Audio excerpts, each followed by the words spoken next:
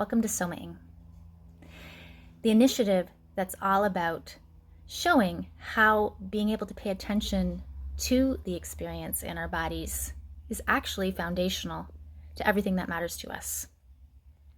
And where you'll learn easy and practical ways that you can pay attention to your body throughout your day-to-day and how that can support what matters to you. So in this show, I'm going to be talking to different people who are going to share about different areas of their lives.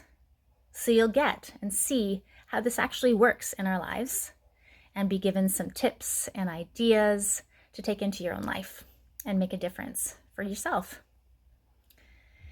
I'm your host, Dr. Twyla Kovalenko, and I am passionate about supporting people in reconnecting to their own bodies and aligning and thriving in what really matters to them. So if you enjoy this show, please press the like button and share it with others. And if you're interested in some personalized support to bring Soma'ing into your life, I offer one-on-one and group coaching, and I'd love to have a chat with you. So you can pop on over to my website, soma'ing.ca, and sign up for a free consult. So from there, let's get on with the show.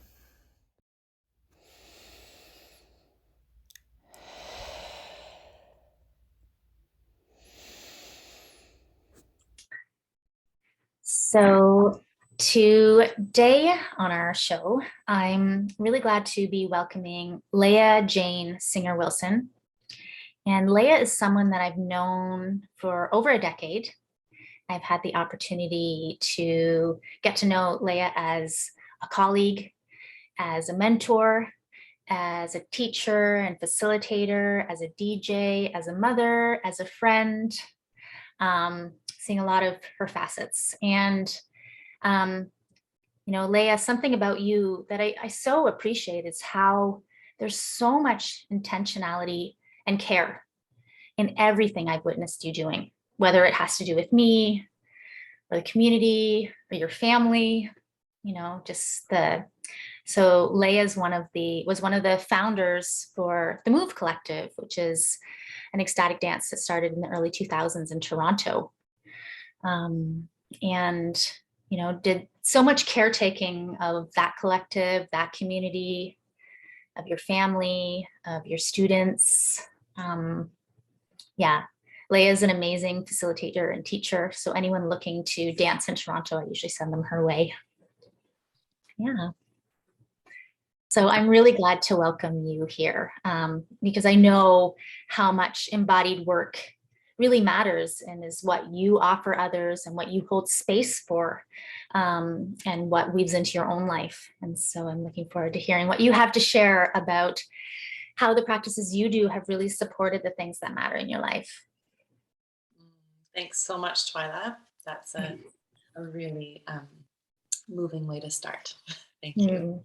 Yeah, it's a pleasure to be here and to get to share some of my story and connect with you about really one of the most important parts of my life, which is embodiment and how to be in our bodies and how to heal through our bodies. Yeah. And do you want to give us, actually, and can I ask you to speak a little bit louder just for the recording? Thank you. And would you be able to share a little bit about your practices and maybe about 5 rhythms for those watching and listening who don't know about the practice? Yeah, absolutely. So I came to discover 5 rhythms through my stepmother, who took me to my first 5 rhythms class when I was 18, I believe. And I had danced in modern and ballet classes as a child. And my favorite parts of those classes were always the parts where we got to improvise.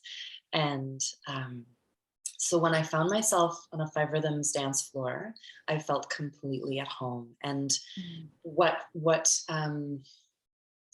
I think the key piece there for me was around this is movement for how it feels, not for what it looks like. The whole point of it Mm. is about the inside experience of movement. And that was just so exhilarating to discover a whole mode of work that is just all around that.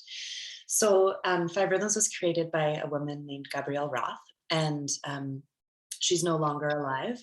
And she began to develop the work in the 70s and 80s at the Esalen Institute, really through a process of observing dancers in spontaneous movement. And so her work came out of the body, not kind of from the head down onto the body. And she created this really, in some ways, very simple map to finding a full kind of range of expression through the body. And it's called Five Rhythms, and there are 5 rhythms, 5 qualities of movement. And it's a physical practice, but we can also use those rhythms as kind of lenses to see ourselves or to experience the world. Mm. So I thought maybe I would just do a very short physical demonstration so that those who are watching the video can sort of get that impression, and I will speak as well while I'm moving. Yeah. To introduce each of the rhythms. And it's really not about copying steps. So if someone's going to try out 5 rhythms, it's not about following the particular movements I'm doing. It's more about the essence of the energetic of the rhythm. And that will make more sense when I show and Yeah. describe. Thank you. So the first rhythm is flowing, and our movement in flowing is circular and round and continuous. So I am really focusing my attention on my body softening and creating continuous spiraling movement. From flowing, we move into staccato, and the second rhythm has a pulse and a start and a stop, where we are really feeling the angles in our body, and the exhale, my breath becoming more like a drum, and that breath kind of pumps through my body and helps me feel those angles of expression. Where flowing and staccato meet, we begin to enter into the realm of chaos. And chaos is the rhythm where we are practicing letting go and surrendering in a disorganized fashion. So we're letting the angles and direction and focus in staccato begin to dissolve into a gentle shake, letting the body really loosen up and soften all the edges. And so hopefully there's a sensation, a quality of release that's coming through our practice of chaos. Out of chaos comes a fourth rhythm, which is lyrical. And in lyrical, the experience of releasing through chaos, of letting the body be really soft and loose, there is often an experience of something lighter that comes out of chaos. And so the practice in lyrical is to let our body be more light, less effort in our movement, following each spontaneous impulse for movement and letting it be with ease, with a sense of ease. And then lyrical brings us right into the fifth rhythm of stillness. And stillness in 5 rhythms is still a moving practice. So we really draw out this process of slowing down and becoming more subtle in our movement, feeling into more pause, more shape, more breath that fills each shape.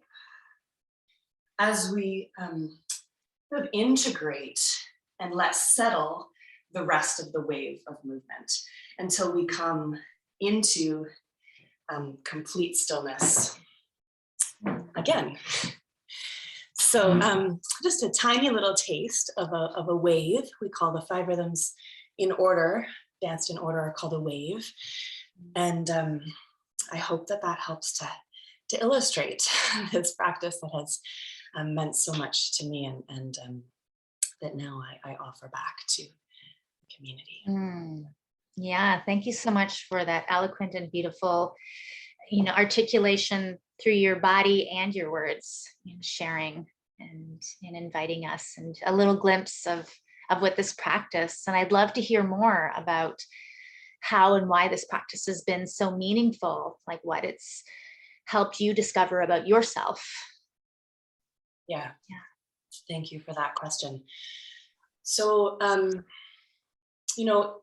each of us have the difficult parts of our lives, the traumas, big T or small t traumas that we're working through, childhood experiences, adolescence, all the tumultuousness of adolescence. And when I came into Five Rhythms as in my early 20s, late teens and early 20s,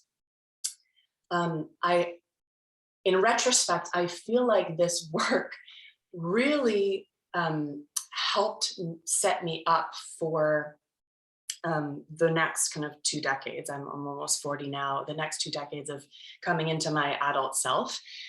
And through that, offering me like pathways of healing, physical pathways of healing. So Gabrielle would teach us that when the body gets moving, everything else gets moving.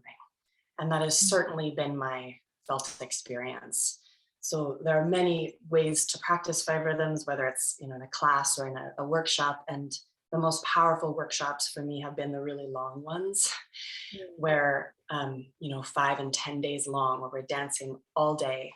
And it just kind of, there's an experience for me of stripping away the extraneous kind of armor that I feel like I walk around with through the world a lot of the time.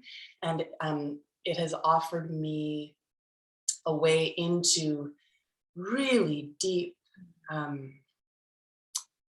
places that need to be felt. And when I move my body and when I practice the rhythms, I am opening up parts that don't get breath or light very often. Through my physicality moving, my heart gets moving. I may cry. I may want to yell. I may, all of the emotions are accessible through our bodies. I know you know this too. We shared many. I know so well, and hearing you speak, I just realize, how much less I have these practices in my life. They used to be, I think, when we were meeting more physically, it was much more regular practice. And it's, I still move a lot, and not necessarily with the same space around it or the same intentionality for, all the layers, the emotional layers and mental layers and physical ones. And it's really making me miss and think, I always think I want to carve out more space for movement. And then it's easy to get busy with everything else and not make that space, especially when we don't have, a regular commitment like a class or something. Absolutely. Yeah, absolutely. And, I was just thinking as you were speaking that like I think of, I experience Five Rhythms and I think of it as a workout for all of me. So it's like, I'm sweaty, my heart's beating, there's a physicality to it. And there often, not always, but often is quite, it's cathartic. It's a cathartic body of work, and it's a map to take us through a wave that builds in intensity and often has release of some kind. So that emotional workout, and the process of embodying and being physical, and immediately takes our mind into our body. So there's a sense of clearing of mind that I experience. And I can't think of a class where I came out the other side and didn't feel refreshed, calmed, centered, cleaned out in some kind of a way. It's been incredibly useful for me, incredibly supportive and useful. Yeah. And the space that you're talking about, that's difficult to create often. For me, that is largely because I'm a parent of 2 small children. It's very difficult to create space, especially when you're a parent. And yet, I can't think of a more important kind of practice ground than parenting Mm-hmm. or our spiritual practices for it, right? We need to lean on them so much. Um, so I don't know, maybe that's a kind of moment to segue into. Yeah, yeah. I'd love to hear how, I mean, just when you talk about how where you're at and the benefits of your practice, it seems like that could be supportive of anything and everything that you do in your life. And as a mother with young children, of having that a very large part of your life, I'd love to hear more about specifically how this practice has supported and been interwoven into your experience in parenthood. Yeah, yeah, wonderful.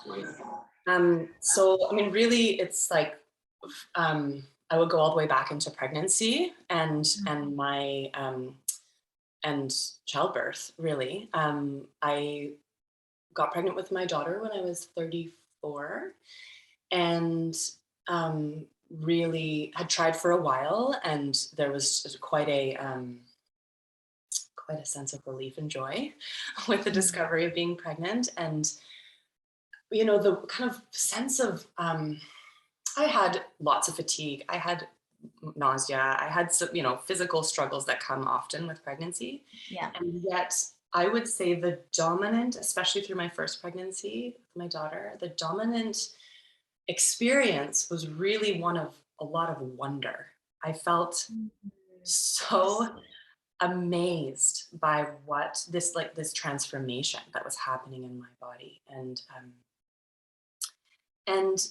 the physical sensations of change. And I feel like the years of building up somatic awareness, like building those muscles, really Yeah.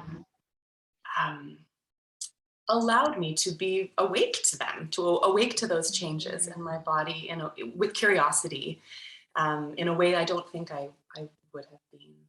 Mm-hmm. And labor. So how to make this story short? There's so many details that could be shared. Yeah. In the last month of pregnancy, I developed preeclampsia, and I don't need to say very much about that. But it's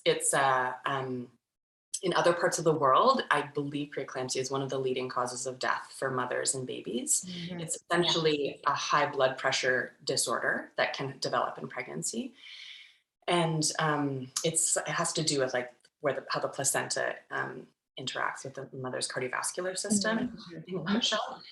And the only cure for the mother is the baby being born. And once the placenta and the baby are born, often within some time, the blood pressure comes back to normal. So I developed preeclampsia, which was really shocking at the time. I was extremely healthy and I had been having a normal pregnancy. And Hmm. um, the shock of that, so the shock of the diagnosis and of the reality of what it meant, which it meant essentially being bedridden for Hmm. as long as possible, because I was only, I think, 32 weeks when I developed preeclampsia, which is way too early for a baby to be born. So Yeah. there's this sense of we need to keep this baby in as long as possible. And we need to deliver this baby as soon as possible so that we can save me. So, Mm. needless to say, an incredibly challenging, scary time. And um, I remember feeling like I was entering a cave in that time, like the world needs to get small. I need to find a way to be in a very like still, mostly still place for a long time and be well with that as well as I can be, like emotionally and mentally. And the years of moving my body very vigorously and having the freedom to do that, the Yeah. joy of that, I remember feeling like I could lean into that and trust that I would hope and trust that I would come again to that time when I could be more physical and be Mm-hmm. more expressive physically. But in the meantime, what was needed of me was to be very internal and rest. Mm-hmm. Yeah. And my practice of the rhythms, and particularly of stillness, the fifth Yeah. rhythm, Yeah. I I don't know if I would have been able to get through that time with as much mental wellness as I did had I Mm. not at that point already a decade and a half almost of practice, breath, Mm. really like letting my breath be a gateway into internal experience and like the wonderland of internal experience. So many kinds of meditation can bring us into that kind of somatic awareness. And for me, Yeah. the physical practice of five rhythms has been my main practice. So yeah, I'm so grateful that I had all those years of dancing that helped me meet that difficulty and that the fear and what was needed of me. Um, and then labor. I mean, what better? I don't think there's a better example of a wave than labor. And Mm-hmm. I, I was induced, and so the waves, the contractions, the surges, whatever words we want to use, were very intense very quickly because of Yeah. the induction. Yeah. Um, but I remember feeling like I know how to be with intensity in my body. Yeah. I know, and I'm getting chills as I say that. Yeah. So am I, just to let you know as you share this. Yeah, a It, really visceral experience of your sharing and the energy of it. yeah, yeah. Labor, there are a million ways that labor can go. And in my experience, my two experiences and hearings from some of my friends, like no matter what way the labor goes, there seems to be a need for surrender. There is a Yeah. need to let go into what is happening because it's what's happening and it's life or death. It's life and death. You know, the mother has to like let go and die in a way, metaphorically, to make space for the incredible intensity of bringing another being into this planet. And I remember not so much cognitively thinking, but just feeling the intensity that was sudden in the surges, the contractions, and feeling like my body, I've never been in labor before, but I Mm. have danced so many waves and been in so much intensity and made it through. There was a Yeah. sense of trust. And that sense of trust, even amidst the high risk nature of that birth, again, I feel like I wouldn't have made it through that with so much of myself intact, so much of my wellness and sense of center and well-being intact as I did, had I not had all of those waves danced in me to help prepare me. Yeah. We're riding that out. Yeah. So powerful. Yeah, the familiarity, the surrender. And I'm not sure if this is part of it as well. I know for me, it can also reminding me of the temporality of it. Sometimes, when we're in something, it can feel so big and feel never ending, to remember that, this too shall pass. And just when you had that extended period of stillness, longer than you probably ever had before, to trust that, that there is a cycle, and this, after this extended period, that it has its time and it will move into something else eventually in its own time. Yeah. Yeah. Exactly. Which, when we're dancing, sorry, we can decide, for especially our own practice, we can decide the length of each rhythm. In life, it isn't quite, we don't always have the choice of where we are or how long they last, especially with anything in parenting, how long Yes, things, and not knowing. exactly. Exactly. Yeah, and the cyclical nature of the wave of five rhythms, it's not arbitrary. Gabrielle like named these points on this map, because that's what happens in life. It's cyclical, and we come into stillness, and then energy builds again, and we come to release, and then we come back into stillness. And that, but being like mindful and cognizant and actually like purposely practicing those transitions, so useful. So useful. Yeah. Yeah. Yeah. Yeah. I had a second pregnancy and birth, and my experience in lots of ways was quite different with my son. I didn't have preeclampsia, and I carried him full term, went into spontaneous labor, and yet that thread that was very similar was this experience of my pregnancy and my labor being this incredible like portal into deeper experience in my body. And the thing that I wanted to share about this was that after my daughter was born, it also happened, but after my son was born, I remember the first class I taught back after taking a mat leave with him, caring for him for a year and a little bit. I remember feeling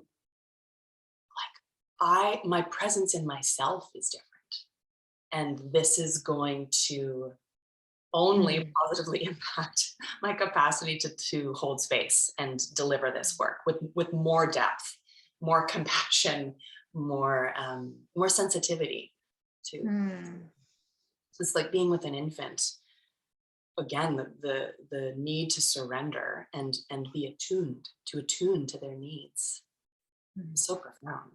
I have never had another experience where I have needed to attune to another's needs non-verbally. And where my body is the source of their life.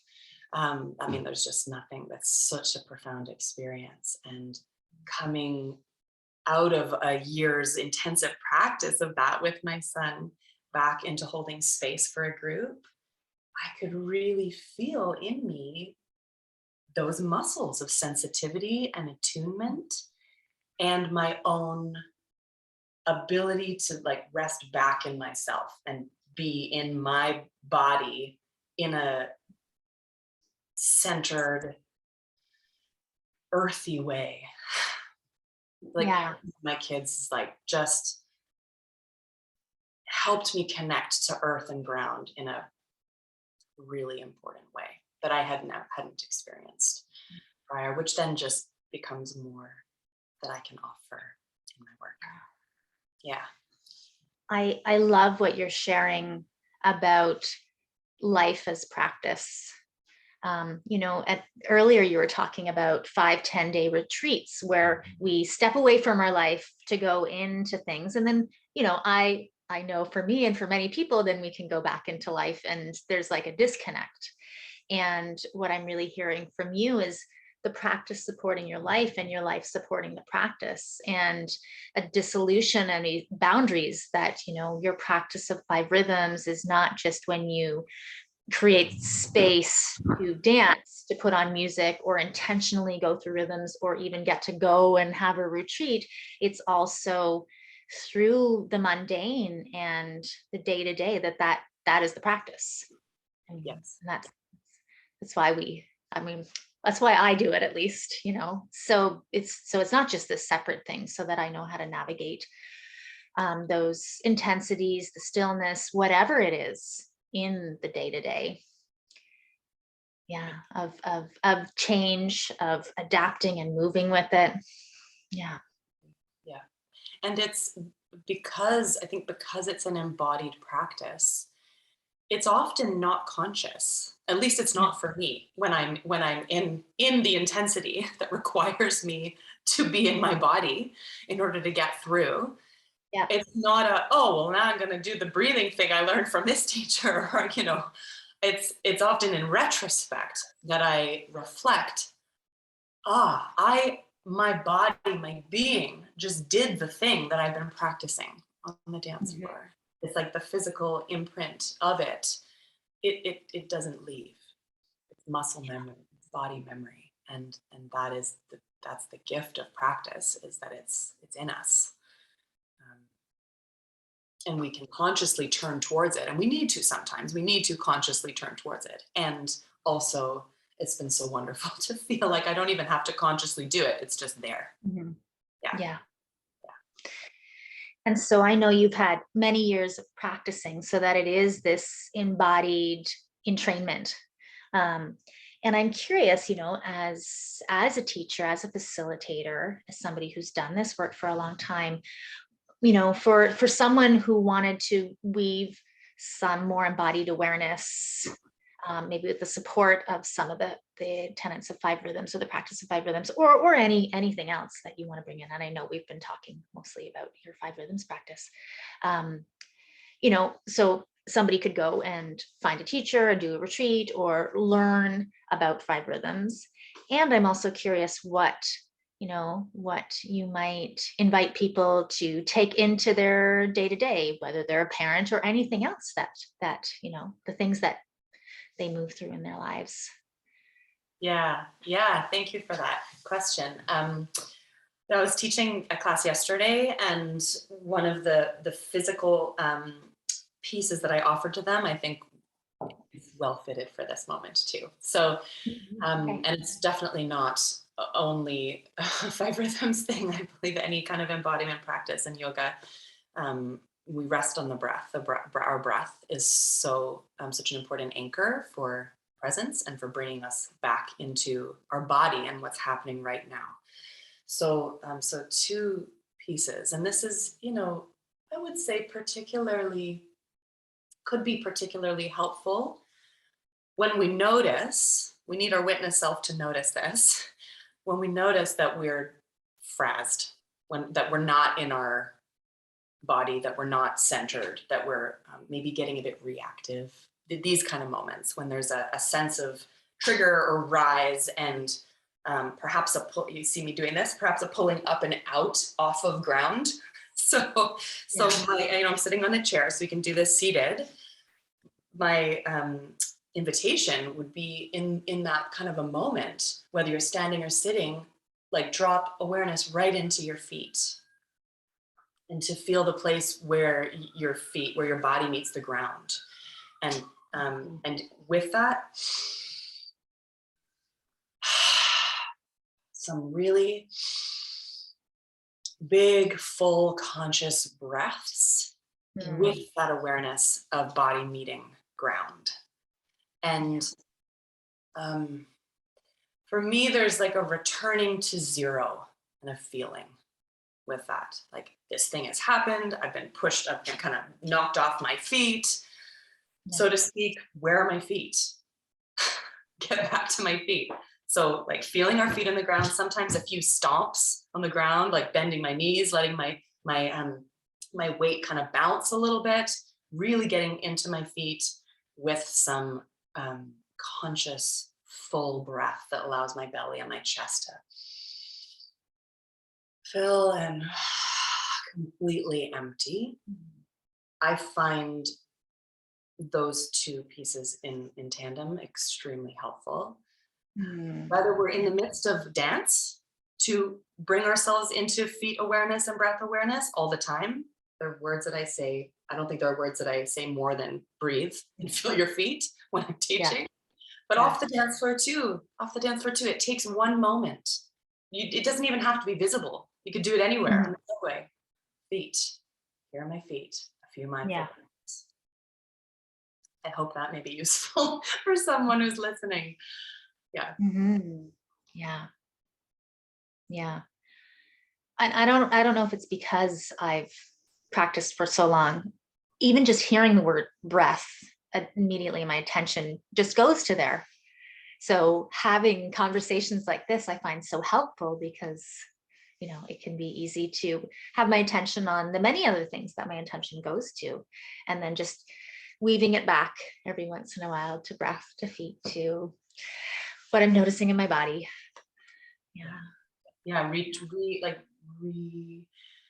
Returning to ourselves, like turning ourselves back into our body and our embodied awareness.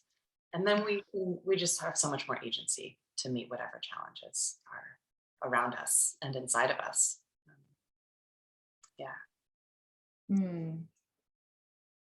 I'm so enjoying this conversation, Twyla. Thank you for Yeah, all your questions. thank you. And yeah, I'm curious, do you have any other suggestions or invitations or any insights to share? I mean, I'm sure you have many, and anything that you see in this moment to share before we close around 5 rhythms in parenting, um, examples from your life, or any other simple practices? Yeah, one other simple practice pops in, which I think could be very useful in parenting, moments of parenting. Kind of the way I experience parenting sometimes in intensity is like gosh, it's such a physical experience. It's hard to find words. Like a sudden disorganization or like sensory onslaught. So my kids are 2 and 5, and they're loud and they're messy and they have urgent needs. And Mm-hmm. um, I'm a pretty sensitive human and sensitive to sound. And so I can go from like feeling pretty good, feeling pretty centered and grounded, to feeling completely knocked off center and angry about that in a matter of 30 seconds, many Yeah. times. That's the current kind of regular practice for me is, off center, like inflamed, get back in. And so another practice that I use Mm-hmm. in those moments is shaking, is Mm. really meeting the intensity of what's happening in my environment and sometimes in my child, right, when they're having big feelings, and then the intensity that's happening in me as a response, and meeting that with some kind of a discharge, a release. And we can call this a chaos dance, letting my body, my arms, my head be soft, be like loosening, where my intention is like loosening and releasing, loosening and releasing. And I can do that in just a simple way for a moment of shaking my hands. Mm-hmm. Well, that's not intrusive for my child, and it's, it doesn't take a long time. I don't have to go be private to do it. So yeah, like just a simple shake of the hands, a little kind of sigh or release or audible breath. Maybe it's a full body shake, but it could just be hands. I find that very useful, and maybe it will be for other. Yeah. Well, yeah. Well, and I think the regular, I mean, stuff can really build up in us, and just that, as we can observe in animals, when they just regularly shake and then it's gone, Yeah. shake and then it's gone. It's like a second, if you watch, especially a small animal. I have 2 rats, and they can be quite nervous, and they're always doing little shakes and just shaking it off and shaking it off, and then they're fine. So cool. So it's like a second, but they don't even have to think about it. It's just natural that they don't hold on to the fear, the intensity, whatever is, they just move it naturally. Yes. And so I love hearing this like practice of doing it, because we don't practice it generally. If we practice it, eventually it can be something that just, we do without having to think, okay, what I'm really agitated, angry right now. What can I do? It's like an embodied entrainment that our body knows, oh, this is a way to move it right now, just a little shake. Yeah. Whatever. Yes. Yeah. And I find that it reminds me. So, we all have go-to, tendencies when we're in that kind of intense, with someone else's intense emotion, really is how I would put it. It's not just with a child, right? It could be with anybody. Yeah. We all have our go-to modes. And one of mine is tensing and like trying to control the situation and doing the opposite, feeling in my body my capacity to be like loose and surrendered. Reminds me and opens up I just have more agency, more creative possibility. Like, oh, okay, am I going to stuff this child in a snowsuit right now, or are we going to take the extra 5 minutes to do it when they're ready? 5 minutes is not going to kill anybody, that like disengaging from that physically. So Yeah. Well, so important. Yeah. Yeah. Mm-hmm. Yeah. Thank you so much, Layah, for all your sharing of your experience, of your practice. And I'm curious if someone watching or listening was curious more about your work, how they might work with you, or if there's other offerings that you have, how they could, what it is you offer and how they might be able to find you. Sure. Yeah. Thank you. So I think the easiest way to find me is just on my website, layahjane.com. We could probably link to that somewhere. Yeah. And so the classes that I offer there, I'm teaching right now, I'm teaching a monthly online class that's on Sunday mornings. And that information about that is there as well. I have started teaching in studio again. With several risk mitigation layers twice a month on Saturdays in Toronto. So our numbers are capped. So there's pre-registration for all of these events. But yeah, I'm offering those public group possibilities for practice and exploration. And I also do some private work as well, as fits in with the other parenting responsibilities that I have. So that's also a possibility if the idea of working in a group feels intimidating or someone would like Mm, have a more intimate entry point, that's another possibility that can be very rich to be in on a one-on-one in fact. yeah. Yeah. Amazing. Thank you. Thank you again for taking this time in between all those pieces to have this conversation and to share about your experience and share a little bit of ways that you weave in embodied awareness and how it supports your life, your family, thank It's you. such a pleasure to talk with you, and thank you for inviting me to be a part of this. It's such a wonderful opportunity to connect together and also to Yeah. hopefully help inspire people with different ways of being in their body and coming back to the body. Yeah, Yeah. I'm thrilled to be part of it. Thank you. Mm. So that's the end of today's show. I really hope that you got something from this conversation today that can make a difference in your life. Again, if you enjoyed this show, please press the like button, leave us a comment, and please feel free to get in touch with me, sharing any show ideas and finding out more about the work that I do about connecting to our bodies and connecting to what matters to us. That's soma'ing.ca. And until next time, remember, we can soma anytime and anywhere.